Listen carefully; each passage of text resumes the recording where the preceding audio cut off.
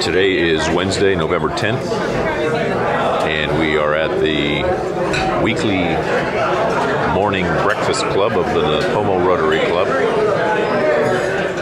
here at Black Lake Golf Resort. And today we are honoring veterans of the Central Coast, and this is our weekly morning breakfast. Very well attended today.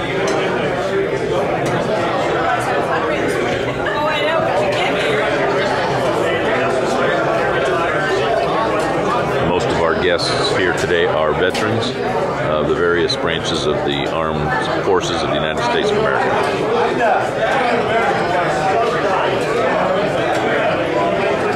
And we're glad to be able to host them and honor them with a breakfast and a certificate.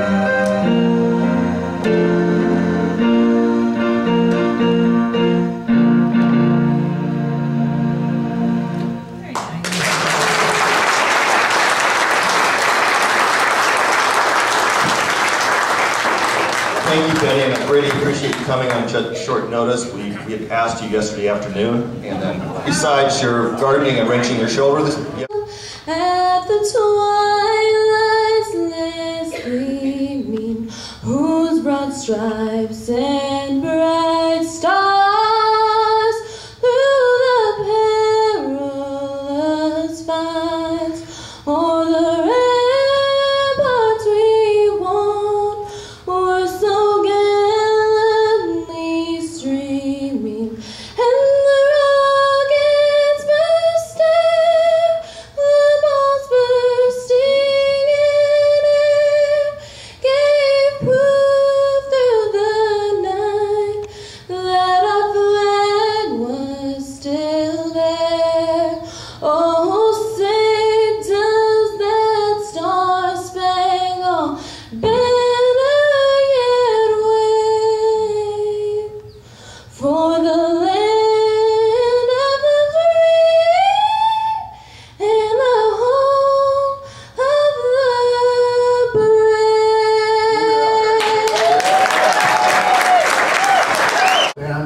us Navy guys, we all know that our favorite Marine's a submarine. I can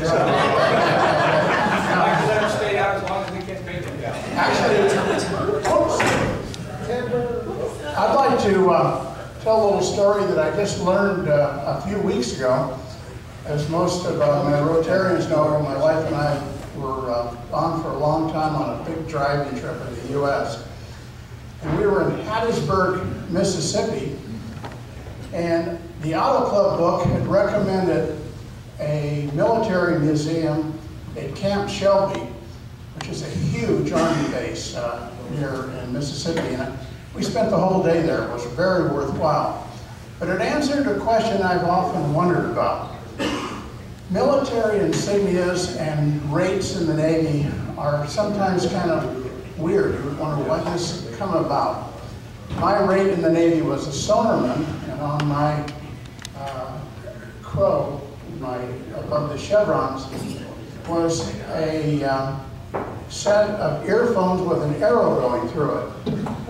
And all the little girls in Japan say, "Oh, you on a covered wagon?" That's what it looked like. When I was in this Army base, they answered a question that I've often wondered about. Lieutenants wear 1 bar, captains 2 bars, majors, Oakleys, colonels, an eagle.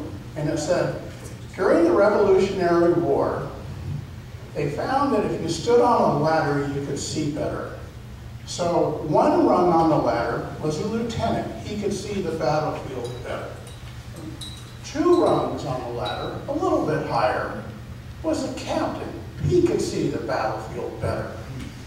Then came a major who climbed up the oak tree, and he could see the battlefield better. Then came the colonel, who was a bird flying over the battlefield, and he could really see it good. And of course, the general was way up there with the other stars looking down and planning the battle. I found it, I don't think it's true, but I like it. It's the best definition I've heard yet. One other quick thing I'd like to share with you guys is the Battleship Missouri. It's been getting a lot of attention lately. It just had a multi-million-dollar refit in Pearl Harbor, and it's on exhibition there. I've spent a lot of time on the Battleship Missouri, both at sea and working on it as a volunteer. At the end of World War II, General Marshall talked to General MacArthur, and he said, "You are in charge of the surrender ceremony. You're going to do the whole thing." And he looked at Admiral Nimitz, and he says, "You're in charge of picking out where it's going to be and how it's going to be." Admiral Nimitz said, "Okay, we're going to use the battleship Pennsylvania. It was bombed at Pearl Harbor, and we're going to steam that old World War I battleship into Tokyo Bay and rub it in the face of the Japanese. And after the ceremony, we're going to take it to Philadelphia and make a national museum out of it." General Marshall said, "Good idea." He said, "But I think I'll run it across the president first." And the president says, oh no. My little girl commissioned the Battleship Missouri, which was brand new, hadn't done anything yet. Was sitting down there in the Pacific. And that's how our government works, and that's how the Battleship Missouri was. Okay, thank you.